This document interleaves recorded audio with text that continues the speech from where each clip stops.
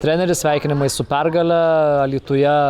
šiemet viskas gerai, antrą kartą pavyksta įveikti Dainavą, tai jūsų įžvalgos apie rungtynes? Na, esu labai patenkintas rungtynėm, ne tik dėl to, kad laimėjome, aišku, mes ir važiavom čia, kad laimėt, bet kaip žinot, tai buvo jau trečios rungtynės per 6 dienas ir turėjom tokių mikrotraumų irgi, tai savaitės vidury reikėjo irgi tą komandą kažkiek tai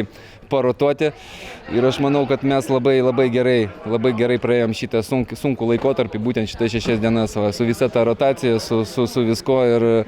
ir tauriai praėjom kažkiek tai nepaukodami, o pataupydami savo žaidėjus ir būtent tas rungtynės su Džiugu ir su Dainava pasiėmėm tus 3 taškus. Labai svarbu, bet tai tik tai sezonas įpusėjo, bet sakau, esu patenkintas. Šiandien komentuodamas labai gyriau taip, kaip jūsų komandos gynyba tvarkėsi su varžovų išpuoliais, išjungtas tiek Olubogi, tiek Rakičius, iš esmės Dainavos atakuojančių futbolininkų beveik nematėme, tai kiek jūs esat patenkintas tuo gynybos darbu? Tai sakau, tai jų greiti žaidėjai priekyje, jie parodė, ką jie gali žaisdami prieš bangą. Užteko tų rungtynių pažiūrėti, pamatyti, bet ir tai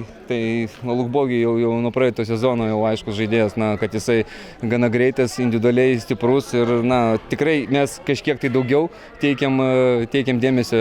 į šitos žaidėjus. Tai manau, žaidėjai labai gerai susitvarkė su to, nieko jisai kažko tai per daug nesukūrė, bet aplamai pati komanda kaip žaidė gynyboje, nuo puolėjų, iki vartininko, manau, esu patenkintas, varžovui kažko per daug neleidome sukurti.